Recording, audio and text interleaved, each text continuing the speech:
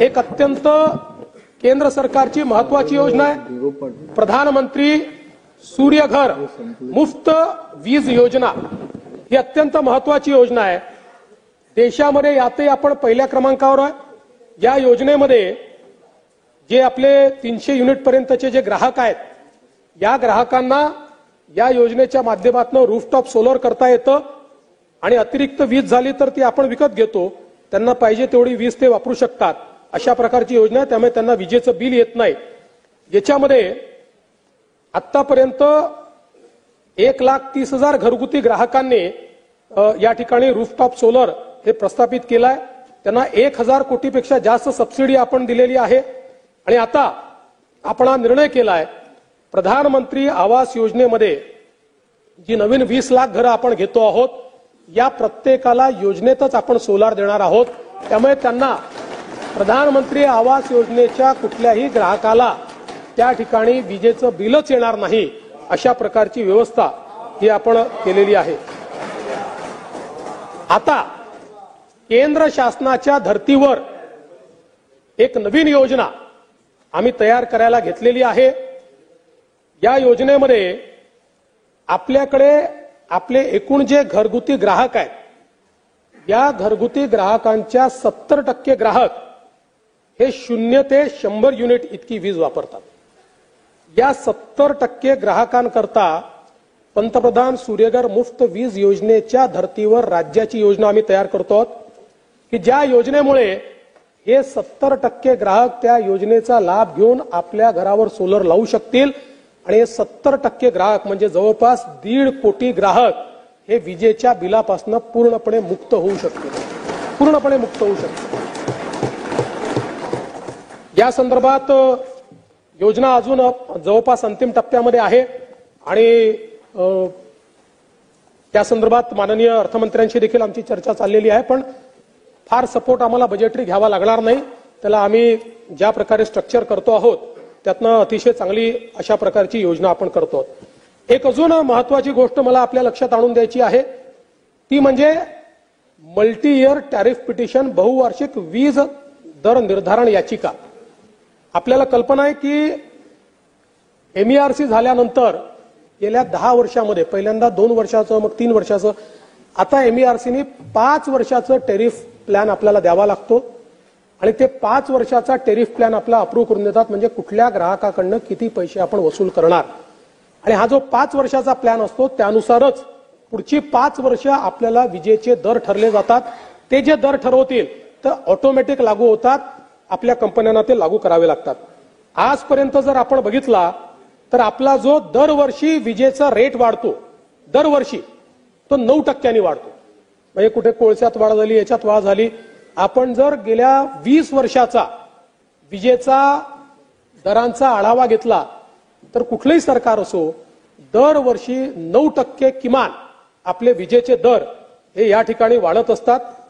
आणि यावेळेस आपण जो रिसोर्स ॲडिक्वसी प्लॅन तयार केला मुख्यमंत्री सौर कृषी वाहिनी आणि वेगवेगळ्या प्रकारच्या या ज्या उपाययोजना केल्या आहेत त्यामुळे येत्या 5 वर्षांमध्ये 1,13,000 कोटी रुपयाची बचत होणार आहे। 1,13,000 कोटी रुपयाची बचत। आणि म्हणून पहिल्यांदा आमच्या वीज वितरण कंपनीने 5 वर्षाचा जो टेरिफ प्लॅन दिलेला आहे त्याच्यामध्ये आपण विजेचे भाव कमी करतोय। दरवर्षी 9% वाढणारे भाव हे कमी होत जाणार आहेत आणि तुम्ही जर 9%च्या वाढीनं 5 वर्षाचं जी काही वाढ अपेक्षित होती आणि ऍक्च्युअल 2030 साली आपण जे काही वसूल करणार आहोत यातला फरक पाहिला तर अनेक कॅटेगरीमध्ये तो 10-10 रुपयांनी कमी आहे। आणि मी आपल्याला सांगू इच्छितो की यामध्ये हे जे 70% ग्राहक मी सांगितले जे 0 ते 100 युनिट वाले आहेत यांच्या जे काही यांच्याकडनं आपण दर घेतोय ते वाढवायच्या ऐवजी आपण या 5 वर्षांमध्ये 24% कमी करतोय। म्हणजे जोपर्यंत ते रूफटॉपवर येतील पण आज तर त्यांना बिल द्यायचं आहे ते 24% कमी करतो।